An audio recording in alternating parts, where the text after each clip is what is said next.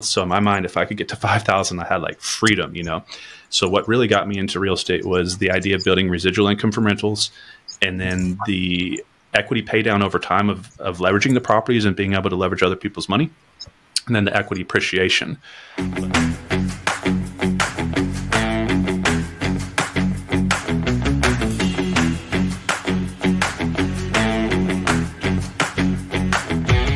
Welcome back to Keeping It Real Estate. I'm your co-host, Mike Roeder, and today we have a really exciting guest, Connor Steinbrook.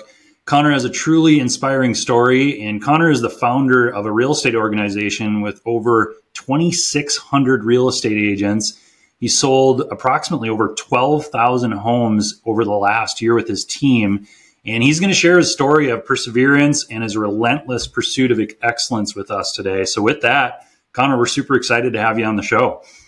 Yeah, man. What's going on? Hope everyone's having a great day, and looking forward to sharing some of what I know and a little bit more about my story, and hopefully inspiring you guys and motivating you a little bit. But yeah, thanks for having me on the show, man. How can I help? What do you want to know? Where do you want to start? Let's do it. You are more than welcome. So, first off, we had a conversation before we jumped on here, and we were talking a little bit about your background and how you were a professional poker player for a while. So first off, I would love for you to tell our audience a little bit about that experience, how you got into it, and then we can rewind a little bit and go through your background as well. Yeah, I mean, I grew up here in Dallas-Fort Worth, Texas. When I grew up through grade school and high school, I was really big into sports, played baseball, football, basketball, lacrosse, pretty much did it all. And it was, now looking back, what my parents did, it's almost crazy, because they were taking me to practice in sports like literally every day. And then what happened was I went off to college. I lived here in Dallas and went to University of Oklahoma. So I went up north a little bit.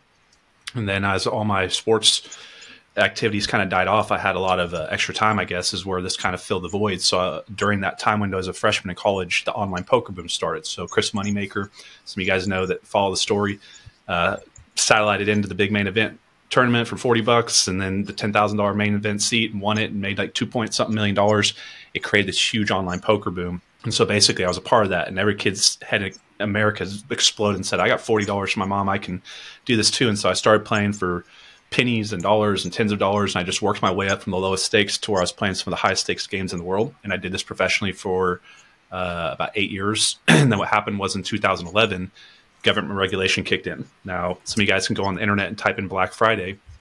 And what happened was the United States Department of Justice seized the big poker sites. This was like the Full Tilt Poker, Poker Stars, and the big ones at the time. And there was still a lot of confusion over what really happened. These websites were like offshore on islands and regulated through like the Outdoor Gaming Commission, all sorts of stuff. Anyways, it got shut down overnight, and literally been like, if you're in real estate tomorrow, and we all woke up and they said, turn in your rental properties, turn in your real estate licenses, turn everything over. The real estate industry is done today. And we all went to bed last night thinking we're waking up going to work tomorrow. It literally happened overnight. And so it wasn't just that like I failed and lost my money, done that plenty of times and gone broke gambling, but this time it was taken from me. So it was a big difference. I was at the peak earning years of my career, and it just disappeared. And this is where I learned the lesson of one income stream. And after this, I would never have one income stream again. So you need a multiple income streams, guys, not for expansion of income, but protection of it, insurance of it. So if you had like $1 billion from one income stream and it went away, you're in a bad spot. But let's say you had $1 billion coming in from 10 income streams and one went away, you're still okay, right? So start thinking of leverage across that. But what happened basically is I gambled off all my money, made really bad decisions, found the blackjack tables and craps tables too many times. And I tell people I built WinStar Casino. That's why it's so nice, because they got all my money to do it. And I had to tuck a tail. And after having sports cars and diamond watches and $1,000 nights at the bars, I had to move home with my parents. And at this time, literally my bedroom was all storage now. So I had to move into my sister's old bedroom. I have an older sister. Moved into a tiny little room with a twin bed. And I had a bar stool basically as a desk that I ended up building my businesses off of. And so I sat there and waited for online poker to come back for years, and it never did. And this is when I got to like a really dark, depressed moment in my life. Got even almost to a suicidal moment where it was that dark, and I just had given up on a future being better than my past. And I think this happens commonly to a lot of people where they had a big win and then it went away or something bad happened, and they look forward and they get caught in the cyclical loop of thinking, which is my past was always going to be the highlight of my life, and what's the point of living going forward? And I convinced myself of this. And then what happened was, in this depressive moment of my life, and I randomly stumbled across the black and white recordings of Napoleon Hill's 17 Principles of Success. Now, these are the original talking points to what became the book Think and Grow Rich that many of you guys read, and it's helped a lot of you guys. But what happened was I stumbled across those black and white recordings, and it just is late night in the middle of the morning, probably like 2 or 3 a.m. And I couldn't even, it just resonated heavily with me because what he was saying, I'd never heard other people talk about. I hadn't heard this type of, thinking. He had nothing to sell me because he has passed away, didn't have a home study course, wasn't trying to get me pay $50,000 for consulting. He was just sharing generational knowledge and wisdom that worked before him and will still work after our generation, every generation going forward. And it sent me down this massive pursuit of personal education, self-development, right? Think and Grow Rich, As a Man Thinketh, Richest Man in Babylon, then all the way up to the new ones with, PBD and Alex Hormozy and all the ones that are putting out a lot of content now. And so going through this process, I inspired myself to jump into real estate, and I ended up going into the wholesaling side of the business. I made a bunch of bad mistakes, put up a bunch of money for coaching and consulting that kind of ripped me off. And before I knew it, I was $100,000 in debt. And this is where I really found the power and leverage of social media. So what happened was I ran out of money, but I had time. And this is so important for some of you guys right now struggling, getting your business off the ground. I struggled when I had money or I could spend money on my business. It wasn't until I ran out of money and owed money that I actually became an entrepreneur and figured out business. So I cracked the code to internet marketing. I was watching free YouTube videos on how to build websites and build out WordPress websites and do SEO and SEO optimization, things like that. And so I was watching free YouTube videos, teaching myself how to build websites, and I was linking. And so I built out a YouTube channel. I started linking those YouTube videos to that website. And because that nobody was doing that at the time, it triggered the algorithm and drove my website up to the first page of Google on page 1. I started generating a lot of leads through the internet.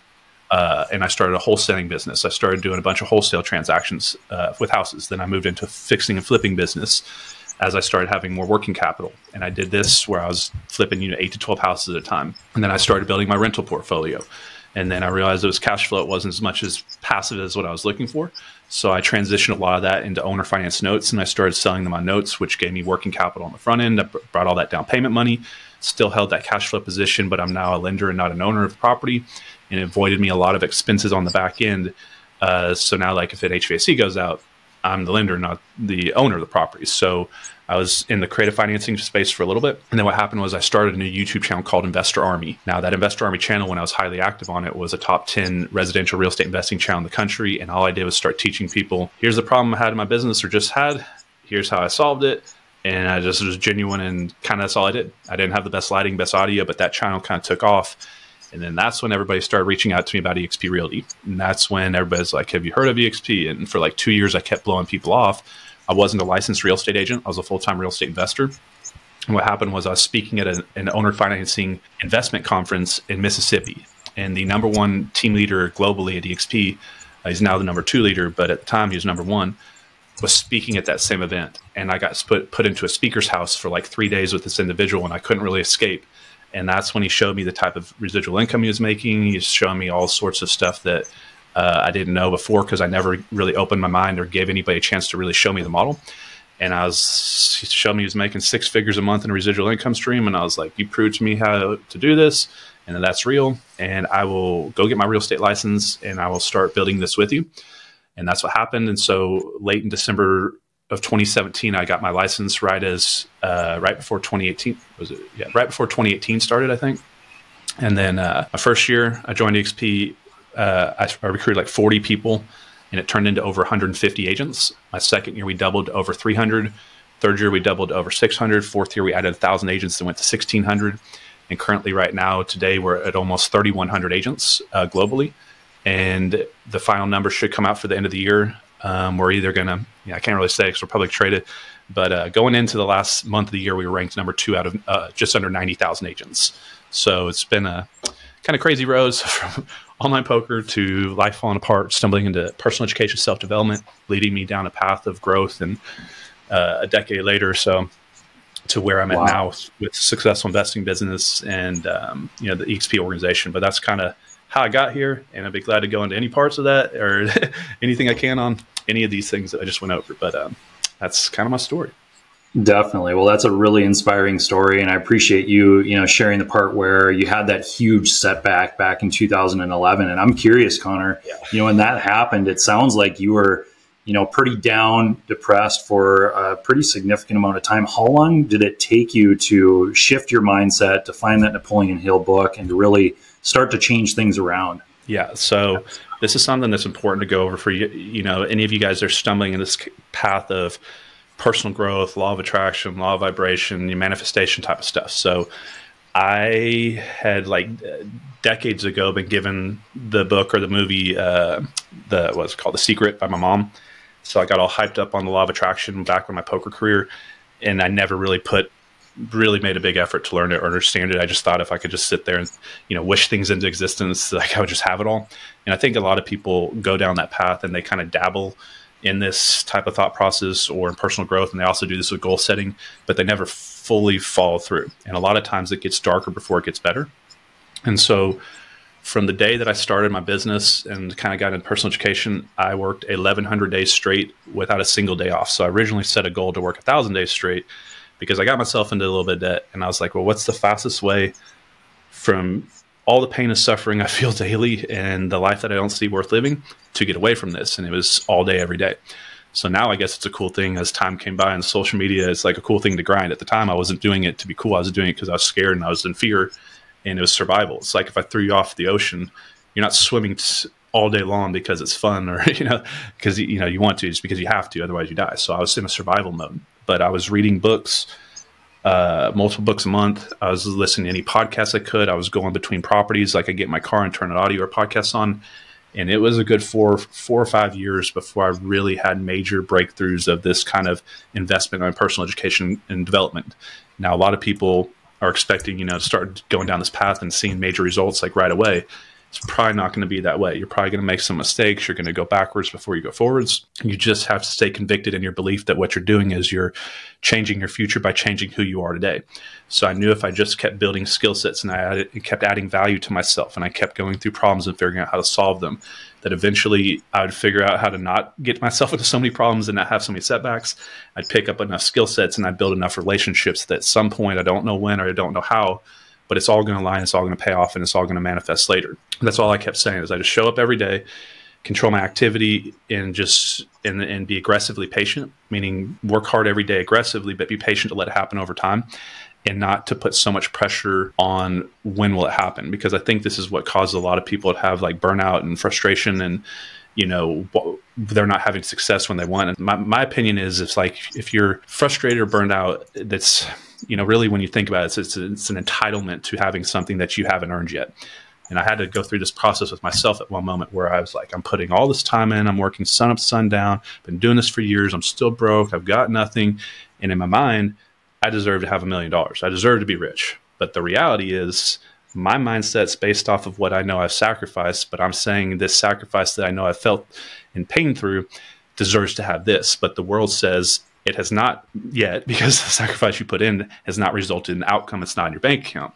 So the reality is if you don't have the relationship or the toys or the money in the account or the business that you want, you have not yet put enough into the world or done enough yet to have it yet. And I think this is where people get frustrated because they're putting effort in and they're not where they want to be, and they're thinking they should be farther along. But the reality is you shouldn't be thinking like that because you're not there yet. So just be patient, guys. It takes way longer, but I see most people about a decade in, if they really make a committed effort, it doesn't matter which direction they go. They could start a e-marketing business. They could go into a restaurant business, insurance, real estate. If you guys pick a proven vehicle, meaning an industry that's created a lot of success and a lot of wealthy people over the years, and that's got a long-term time horizon, meaning it's not going to be gone in like the next 5 years. That's why real estate was a good vehicle. And then you decide to show up and wake up and work at it every day and never stop until you get to where you're trying to get to. I just don't see how you cannot become successful. Like, I'm pretty sure that like anybody that shows up every day and works towards their goals and never stops will achieve them. I just think people quit. And that's where you get all these numbers on like only 5% out of 100, build a successful business. That's not true. That's 5% out of 100 that committed it all and stayed with it long enough, because out of those other 95 out of 100, if they had put more money on the line, more time on the line, more risks, more emotion, more conviction into what they're doing, they would have succeeded. But they just quit and they bounced around to go thing to thing to thing. So my whole point with this whole kind of little conversation flow is if you're not there yet, keep going. Don't get fixated on where your current results are. Along my journey, I mean, I was still not making good money anywhere, even 5, 6 years in. And then all of a sudden, and now people see the type of money I make now.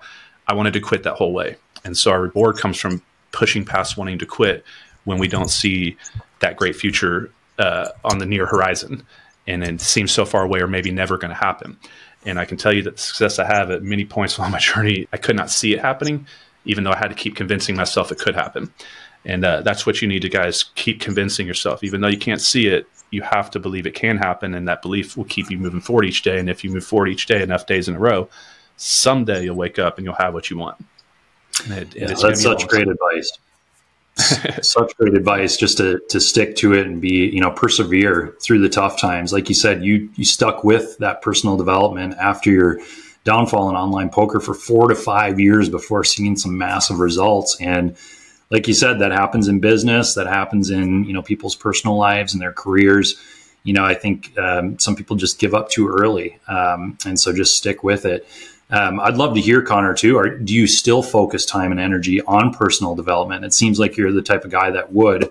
Anything that you do right now to really help yourself out and push yourself to the next level? Yeah, I do all sorts of stuff still. Not as aggressive as I was on like what most people would consider like personal growth and development. You mean reading books and podcasts. Like when I had the time when my business was struggling, which is something that you guys should think about right now with the down market, which I tell my agents, if you're in the furious pace of business and you're out there doing deals over and over and over, you don't have time to slow down and read the books. So this lull in the market and right now is a time for you to develop value in yourself, because when I was broke and I was $100,000 in debt, I didn't have any deals going on. All I could do was really work on myself and kind of educate myself. So that's where I was really putting all my time. And I was, I had the time to read all these books. Now I don't have time to read these books because I'm busy in the business. But what I still do is I do a lot of like important things. Like I don't have them around me. I got like vision boards usually in my office. I got vision walls in front of me.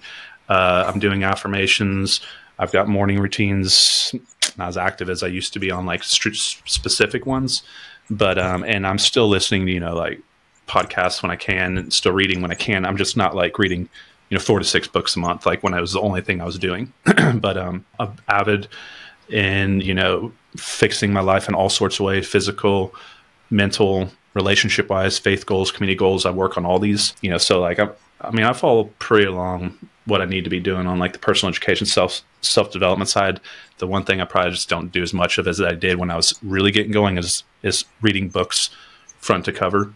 But there also wasn't as many audio books and there wasn't as many content out there that had teeth behind it that was audio to listen to that you could find easily. So you had to like go find books. Now you can just pull out YouTube and find anything and any channel and things like that.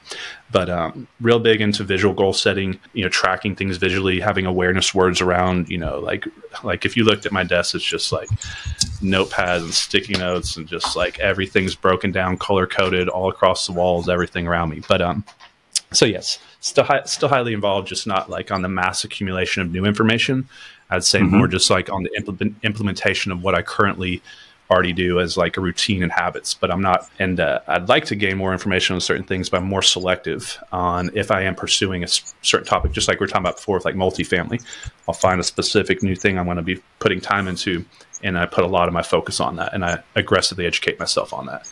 That makes sense. Be selective, make sure that you're still focusing time and energy on personal development, but maybe not as much when you get, into the business and you're super busy. But I love the idea of, just time blocking a portion of your day, even if it's reading 10 pages a day, it's at least it's something and you're gaining some, valuable insight and tips. And that's something that my whole family did. So we have 2 daughters, 8 and 11, myself and my wife, and we just set up habit trackers where we have 15 to 20 habits each. And we check them off each day, and reading was one of mine. And I kind of got out of the habit of reading over the last couple of months. And it's amazing when you have that visual tracker, like you were saying, how all of a sudden you can build that habit back up. So great advice there. I want to shift over to your real estate agency and, the team of agents that you lead, Connor. What helped you in succeeding in putting together a team of 2,600 or 3,200 agents, under a 5-year period? I mean, that's a massive feat. What allowed you to do that? And what do you think, stood out about you that pushed you forward and allowed you to do that? A lot of things, for one. First, social media. That was a big one. You need attention. If you want to scale anything big, you need attention. And you can only get attention from paying for it with time, money, and emotions.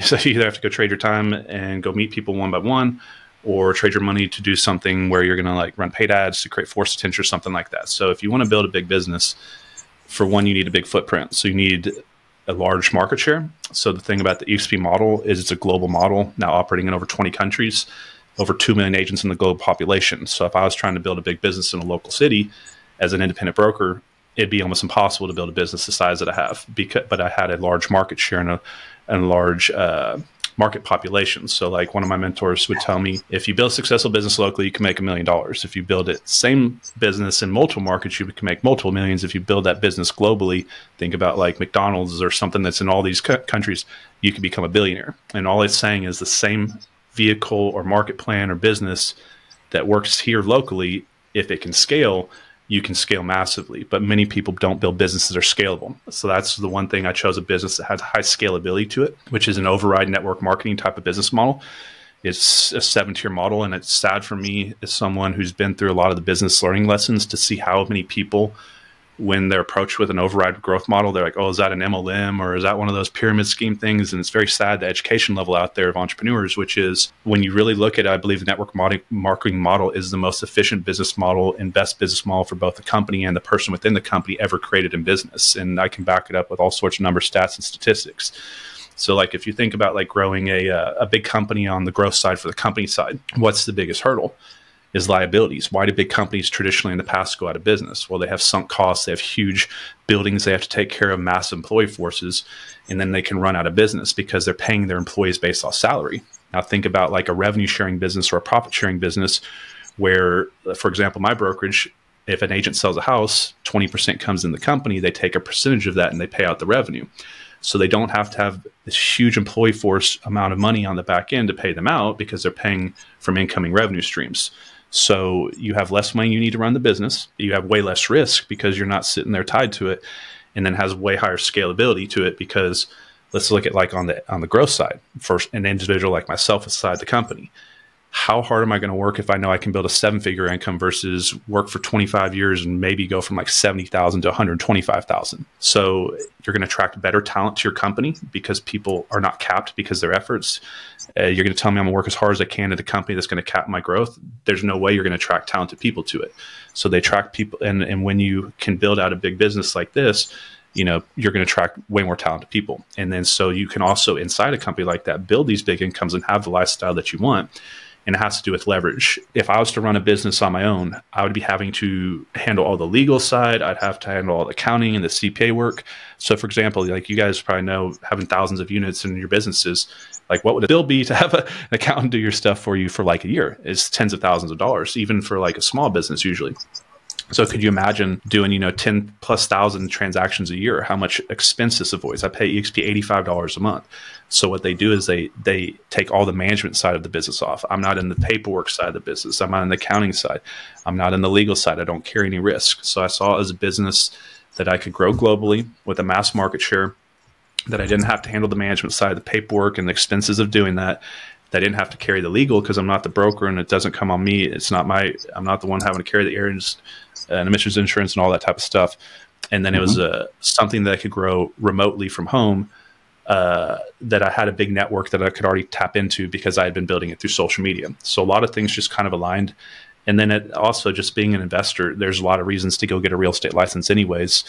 I just been lazy and not found the time to go do it. I'd meant to do it for years, but when I saw this, it just made it a no-brainer. But then the ability to scale a residual income faster than I could with what I was doing with my rental properties. Because if I want to double my cash flow off a rental business, I'm going to have to buy another property. Let's say I had one house. To double it, I'd have to go through raise the same amount of money, find the same deal, close on it, stabilize it, renovate it, put a tenant in it, go back and finance out if I'm going to do like a burst strategy. So when you're in an agent attraction or any business model like this, your partners can go attract partners. So in our business, a frontline agent's equivalent to almost the cash flow if they're a capping agent that a rental property creates. But houses don't grow legs and arms and walk down the street and start buying houses for you. Whereas partners will go out there and start building their own organizations within your organization. So the leverage of it and scalability and the duplication of it is exponential as compared to linear which is what we usually do with most of our business models. We're growing it linear, and that's why it takes forever to grow.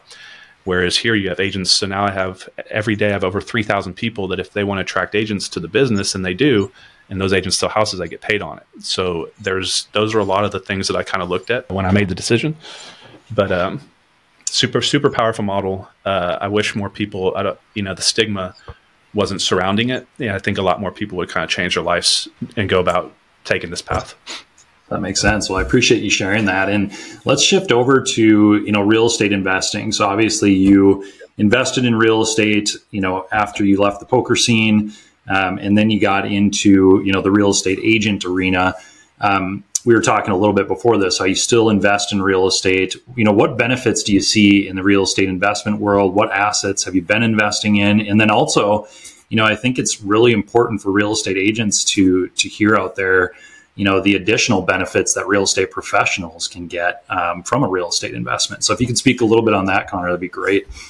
Yeah.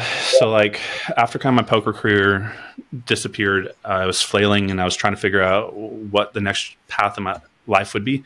And I know it sounds crazy. I was in my late 20s and I never really conceptually understood the term passive income. I know it's crazy, but I really hadn't even thought about it. I was so focused. I was just in my one little world. I graduated college and I stayed in that poker world. And that's all I kind of really did.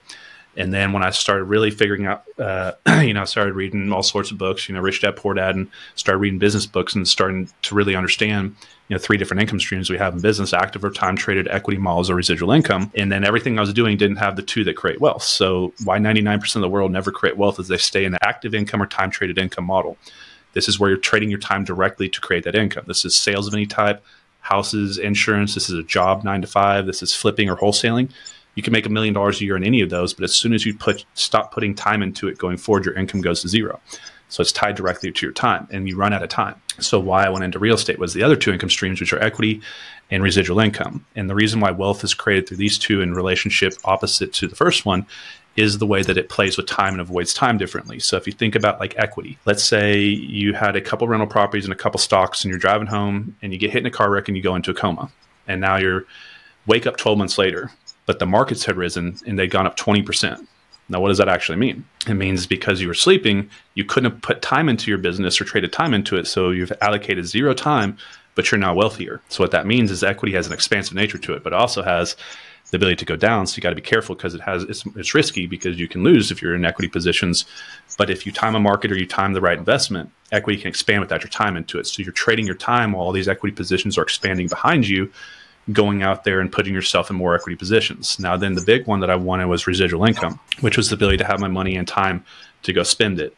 And when I got into real estate investing, I just remember being if I can just get to $5,000 a month, $5,000 a month cash flow through rental properties. And I'd figure out how many rental properties I would needed to, at $300 a month cash flow. And I kind of back into it. And I was just because at the time I was probably spending, high $4,000 a month. So in my mind, if I could get to 5,000, I had freedom, So what really got me into real estate was the idea of building residual income from rentals, and then the equity pay down over time of leveraging the properties and being able to leverage other people's money, and then the equity appreciation.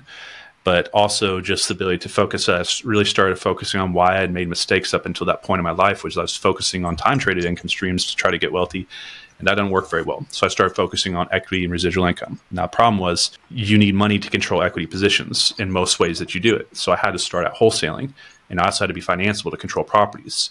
So I started out wholesaling, which was a time trader active income strategy, which got working capital in my business once I figured it out. And then along the way, since I wasn't financeable, I couldn't control bank loans. What I was doing to get into my first rental properties was I was doing a couple different things. I was doing JV equity partnership deals where I'd bring the deal, handle the construction, but I'd find someone that would fund the deal and I'd let them be an equity partner with me. And then we wouldn't have a loan on it because they funded it, but I'm into an equity split and we'd share the cash flow and the equity appreciation. And then the other thing I did was I started teaching myself how to buy properties direct from the seller with owner financing. So I started adding owner financing offers into all my cash offers, and I started buying houses. And I bought one from a lady that was almost 70 years old. She financed a property to me at $10,000 down, 0% interest. So I had no interest. I paid her $500 a month for 5 years, and then I did a $20,000 balloon payment. So it was a $60,000 purchase price. So this is where you guys don't need any money. So It's 10,000 down. I borrowed that money off credit cards and I think a couple grand from my dad. And then I got into the deal. So we closed it and it still needed to be renovated. So what I did at this point was I went and found an equity partner who invested money out of his IRA, self-directed out of his IRA, that funded the whole rehab. Now that person was in there on a 5-year, $500 a month payment for five years, which I think adds up to 30,000. So now we're 40K into it, but it's a 60K purchase price. And then there's a 20K balloon payment at the end. So I brought zero money of my own into this deal. And actually we have that house on the market right now or it's listed, I think we put it up at like 225, that property. Now think of that half that goes to me, half the cash flow went to me over the past, decade that I owned the property. And I did that with 0% interest. So so start making those offers, guys, right? But that's kind of how I got into like the investment side. So I went from wholesaling to flipping to doing creative JV deals and owner financing. And then as I started getting into owner financing, I started realizing the business a lot better, and I started doing owner financing on the back end. So what happened was, and you guys could probably be in a spot like this that could help you out of this. I got caught into a spot where I ran out of working capital on my rentals, and I didn't have the ability to run my business, and I didn't have my ability to even fix up some of the properties, and I didn't know what I was going to do. And I came across a man named Mitch Steven. Some of you guys can look at Mitch Steven. He's out of San Antonio. He wrote a book called My Life in 1,000 Houses, and he was talking about how he was creating owner finance notes and selling the note. And so this is when I started, or just selling his properties on owner financing. And so by doing this, let's say you've got 10 properties right now and 2 are not performing and the tenant moved out and you don't even have the ability to fix them up and you're sitting in a cash flow tight spot. You could sell some of those other properties that you have on owner finance. Let's say it's a $200,000 house. You could probably bring in $15,000 to $30,000 easy on the down payment. Now do that across multiple properties. Now all of a sudden you've got 6 figures working capital in your business. You're still cash flowing. You're still holding that middle position, but you're now just the lender. And we talked about before, you're avoiding that back end expense. So that's when I moved into way more creative financing. So the big benefits with creative financing is you can manipulate yields and interest rates a lot easier. So you get to understand why the banks are the biggest buildings in every town. It's because they play with loans and interest rates. And you really start to understand that business. And so then I started buying houses, and I'd buy them and then I'd sell them on owner financing. I'd sell the note to a note buyer to get out of those deals quickly. These would be like maybe non-bank financeable properties, but still decent properties. Some of them are frame houses or by lake, like a lot of old lake properties and lake houses. Banks won't finance and things like that, but they're still livable. So those are all some of the things I did. But the big benefits, guys, for wealth creation is how equity plays across time. So just start trying to figure out how to control as many properties as you can. If I had been able to control about 100 wholesale deals by finding the financing or getting the homeowner to lend it to me, my net worth would be over $10 million higher. There's well over $100,000 in appreciation on all those properties over the past 10 years. So do the math on that. Figure out how to control the property and be patient over time. Time makes you wealthy in real estate. For example, I got a piece of land that I bought 10 years ago, randomly, don't ask me why, for $1,000. It's worth like 30K now. That one little piece of land went from 1,000, so be patient with your investments.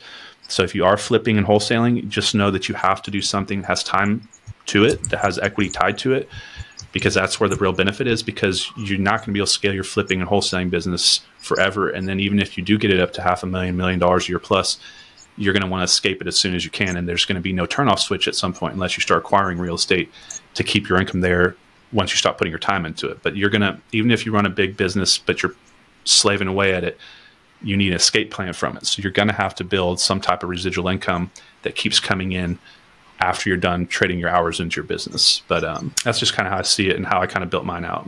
Got it. Well, I absolutely love that. I mean, there's a few points that I want to circle back to and just touch on real briefly. So first off, I love how you got so creative. When you're wholesaling properties, when you did seller financing, you found a way, even though you didn't have the money. And there's those avenues out there. So if there are, listeners on this podcast that might not have, $50,000 or a couple $100,000 to invest, there's always a way to get into real estate investing. And I would advise you to start listening to podcasts, reading books, but not only that, take action. And then I love how you, backed into your $5,000 a month when you set up that initial goal of creating that passive income. I think that's so crucial. A lot of people might know their financial freedom number, $100,000 or $200,000 or whatever it is. But backing into it and figuring out exactly what you need to do to get to that point, I think is really, really important. And I loved how you shared that. And then I also loved how you share how equity plays out over time. real estate investments, they're long-term investments. Be patient. Your equity is going to build over time. And I think there's some investors that get frustrated if a deal, doesn't cash flow right away, or if they experience a hiccup. And just realize, if you have the proper debt in place and you have the proper investment, if you hold it over time and you do a decent job, you should be able to build that equity up and, create wealth and passive income off of that property. So appreciate you sharing all of that, Connor. Before we wrap up with a couple final questions, what advice would you give to aspiring entrepreneurs who are just getting started out there in their ventures? You're going to have to radically change and go down the path of personal development for sure, and put new information through your mind. So the people that changed my life, you can go to my YouTube channel. I have like one of the first 2 videos. I give all these names, but it was Napoleon Hill, Earl Nightingale, Bob Proctor, Les Brown, Jim Rohn, Zig Ziglar, the modern ones, Tony Robbins. Those were the big ones, like Jim Rohn, Bob Proctor. I was watching their stuff religiously at the time. Next thing is understand the value of time. One of the things that I didn't do until years later was identify the value of my time, partly because I wasn't making any money. But once I started making money, you need to know how much your hourly income is. So how do you know if to wholesale a house or flip the house? Most people are looking at the numbers based off of what it says on paper. But let's say, that Mike's got a house that he could wholesale for 25, but he could flip it for 60. Now, how does he decide which one he wants to do? Well, if he doesn't know how much his time is worth and how much an expectation of time is going to go into that project, he doesn't even know how to make the right choice. So let's say his time's worth $20 an hour, or he's done really well and it's worth $500 an hour. Now, if his time's worth $500 an hour and the project's going to take, 100 hours or 200 hours, let's say it takes 200 hours, that's $100,000 of opportunity cost of time being put into that deal. So even though he's going to make $35,000 more, and if I'm messing up numbers a little bit, guys, I'm doing it on the fly, I think you get my point. He's leaving a lot on the table. So what I realized was I went from wholesaling into flipping and then back into kind of wholesaling because my hourly income got so high that my time being involved in the deals and managing the deals didn't make sense anymore. So the first thing is know what you're worth, because it's going to help you allocate your time into your businesses going forward. Then I would say find mentors. You can have real mentors and then real mentors that are not real. Meaning, like the names I gave you, those are real people and they're real mentors to me and they really changed my life, but they're not real in my personal life, meaning I don't have the ability to pick up the phone and call them. Then you're going to have local mentors, like real people in your local market that are doing businesses. And when you want to get in with a successful person, guys, don't go offer to try to make them money or do anything like that. I can help you do deals and stuff like that. What you want to try to do is get in their good graces by showing them how to save 2 things, time and stress. So if you can take a busy person who doesn't need money, they already got it, but show them how to have free up time, which is what they don't have a lot of, because that's why they have a lot of money, because they traded their time to create money, or to remove stress or anxiety or help their life become easier. This is how you're going to get in their good graces. So what I did was I found some of the big local REI club, real estate investment clubs here in Dallas, and I offered to some of them to run their club for them for free, essentially. I would run their check-in desk, and I'd be the first person there checking people in. I'd get up there on the weekends and go. And so I worked for free. So now people ask me, how did I make so much money? Well, I worked for no money. I worked for no money to get into proximity with highly successful individuals, did everything I could to make their life easier. And then in being in proximity to them, I got into proximity with all their relationships and more people, and they connected.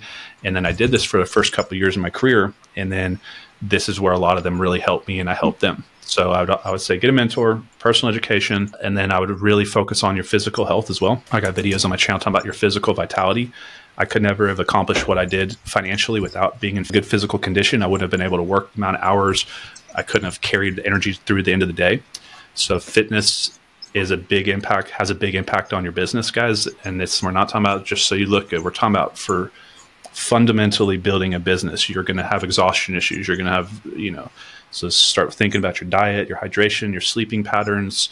And then the last thing is think about your current relationships. I had to get rid of a lot of mine, because that's why I was being held in place. And many of you guys are going to have to radically change the relationship pool that you're surrounded within, because that's the reason why you're not where you want to go. And it's going to be a tough thing. And I had to stop having friends that were friends for 10 years, when I started down this path. But if I didn't do it, I could never have become the person that I knew I could. And so these are all things that I would give you guys as advice going down this journey. And then the last thing I say is if you're going to start this journey, start it with the mentality, I'm going to start and never stop until I make it happen no matter what. I'm a person, and if other people figured it out before us and they didn't cheat, that means there's a path to do so. And the only way you know that they figured out is because they kept trying things over time. So if you do the same thing and you start and never stop and figure it out over time, you'll get there. That's amazing. Well, I mean, I'm going to run through those real quick again. So get a mentor, absolutely crucial. And I loved how you differentiated, between, famous mentor, someone that you can't pick up the phone to, and then a personal mentor, more in your space. So get both if you can. Number 2, personal education, focus on your personal education and personal development. Number 3, physical health. I couldn't agree more there. I think about the days when I wake up, I go to the gym, I hit the sauna, spend an hour and a half or 2 hours and then jump into my day. Those days I get more done than what I would get done on a day where I just jump right into the office, just because you feel like you can conquer the world. So definitely focus on that. Current relationships, you mentioned that it's tough, if you go from a spot where you have certain relationships and you have to change and get new relationships, new people, that have maybe a similar mindset or similar interests. And I think you just need to spend the time and the energy on that. Otherwise, it's not going to happen. You can wish it can happen, but you have to get into the right spaces around the right people. And then start and never stop. Couldn't agree more on that as well, Connor. So before we wrap up the show for the day, you mentioned a lot of really good writers and, personal development coaches, Napoleon Hill, Jim Rohn, Zig Ziglar, Tony Robbins, Bob Proctor, all phenomenal guys. Do you have any recommendations, maybe 1 or 2 books or podcasts that you think our listeners could benefit from? Think and Grow Rich legitimately changed my life. Like, I got no products. I've got nothing to sell you guys. Just read the book. I mean, I literally got the 17 principles of success right there. Definite purpose, mastermind alliance, applied faith, going the extra mile, pleasing personality. Like, I have these on the front of my mind. So that was the first book that really made me realize I wasn't thinking and I was just drifting through life and I was just a victim of everything externally around me, and that my future was controlled by what president was in control or who the government is or what I looked like or, how tall I was or my skin, like all the different things externally that we measure on why we cannot have success. I realized it did not matter whatsoever. And that only that my individual thought processes would change my future. So that was really like it's such a simple thing, but it's so difficult at the same time for people to grasp that it evades them their whole life. So, but then some other ones along the road, I think if I could go back and look at the sequential order of skill sets that I built, I would have done it differently. So usually when people get into business, they're always trying to figure out how to raise money or generate leads or something like that. Whereas if I could go back, the first skill set I would have focused on heavily was communication and the ability to influence. So, for example, I studied heavily on how to generate leads, and that's what I was focusing on in my business when it started. And I was like, I got to get leads coming in. I got to do marketing because I have to make money. So I spent a ton of time, energy, and emotion doing this, and I spent a bunch of money getting the phone to ring. But when the phone would ring, I didn't know how to take that phone call to a contract. I didn't know how to ask the right questions. I didn't know how to control the emotion of my voice. I didn't know how to, exit the call. And so what happened was I spent all this time and money getting these leads to come in, and I went into debt because I had no closing ability. So that's when I started reading books on how to win friends and influence people. There's a great book called Influence by Robert Cialdini. But we communicate in 3 different ways. We communicate through the actual words being spoken that we say, which would be a script. We communicate through the delivery of those words being said on the script, through the emotion, the tonality, the delivery, the emphasis, how we hit a punchline. And then we communicate through nonverbal body language communication. And part of being a poker player for 8 years is I picked up a lot of understanding of how people communicate when they're lying versus not lying, bluffing or not bluffing, how they sit, their posture, their lips moving. So I would really be studying body language. I'd be studying communication. I'd be studying emotional intelligence and emotional awareness, because sales is about selling the future. We're selling the future for someone, showing them how they can either have less time to do something or better in the time world, better in the emotional world, or better in the dollar world. All we're trying to do is at our present moment today, because we live in the past, present, and future, we have their conscious right now. We're talking to someone, we're trying to sell something in the present. The past has already happened. So the only way we get what we want, which comes from the future, is to sell them today. And so we have to paint out how those 3 areas are going to be better. And we do this through communication, right? So everything comes down to communication. Influencing, I'm trying to influence you guys right now. You're going to go try to influence your children, your girlfriend, your boyfriend, your partners. Everything's about the influence of communication. Until you understand that and understand that emotions and communication are tied to each other, you don't even think about studying these. And when you talk to entrepreneurs, how much of your personal education has gone into studying emotion control and emotion management, and how much has gone into communication, usually you get a blank stare. And these are the 2 most important things that I think are in business, because many problems arise in business from lack of emotional control on your side, meaning Saying HVAC goes out and your rental property, you go home and fight with the wife. You just cause more problems because you had no emotional control. And emotional awareness is you don't know what the emotion pattern is of the person you're talking to on the other side. So you can push too hard or not push hard enough, and they can either run away or drift away. Or you're going to push them away because you don't know, because you're not asking the right questions and listening to them. You're just speaking and fire hosing them. You don't know what's important to them, why they're in front of you, what's important in their future, why, so like, it's not about what matters to you. It's about what matters to them. So you want to always be thinking what I'm thinking in my mind, but also what that other party's thinking. So in poker, there's 3 levels of leveling. So the first one is, what do I have in my hand? Meaning I see the 2 cards I have. I have either pocket aces or 7 deuce. So I know how good my hand is. That doesn't get you very far. The second level is I'm playing a party. I'm playing a third party. I'm playing Mike in poker. What is in his hand? Meaning what's he thinking about? What's his play? Because even if he has aces, but he's got 2 black aces and the board's 5 red hearts, it doesn't matter what his hand is if I know what I think he has and I can play my hand in relationship to it. Now, the third level of communication and an understanding of how we worked is I know what I have in my hand. I know what I think Mike has in his hand, but what do I think Mike thinks that I have in my hand? Because if he thinks that I have nothing and I have nothing, but I know that I think he thinks I have nothing and he's bluffing me, I can go over the top and bluff him back. So I know I'm going pretty high level for you here. But I'm just really trying to help you guys understand that all your businesses are surrounding the thoughts of others and how you communicate with what's going on in their mind and how you help them see how whatever you're trying to do with them or sell them betters their life. And if you can't do that, you can't build a business. And then it's just helping your employees, your staff, or your agents learn the good habits and the things that work and avoid the bad ones. And then that's how business will grow behind it. But I'm not throwing a lot at you guys there, but hopefully that helps. And, no, great information, Connor. Well, thank you so much for coming on the show, sharing so much, advice and sharing your story. If any of our listeners want to get a hold of you, how can they reach out to you, Connor? So last year I started getting a lot more into like Instagram stuff. So you can send me a message there. If you guys want to learn some of the things I do in trainings, things like that, I have a new YouTube channel called Connor Steinbrook, just my personal name. That's the one I'm going to be posting on going forward. And then if you're trying to get into single family residential investing, my Investor Army channel is still out there. That was my investment channel I was heavily active on for like 5-6 years, but I'm posting mostly on my new personal brand channel. But that channel's still out there. It's got over 300 videos on all sorts of different strategies, from lease options, sub-2, creative financing, wraps, marketing, and all the good stuff. So you can go check that one out as well. But thank you guys for sharing your time with me. And if you watched it to this moment and had fun coming on the show. Thanks so much, Connor. And before we depart, I just wanted to give a massive thank you for anyone out there tuning into the podcast today. The most recent podcast growth research shows that more than 50% of listeners discover new podcasts through personal recommendations.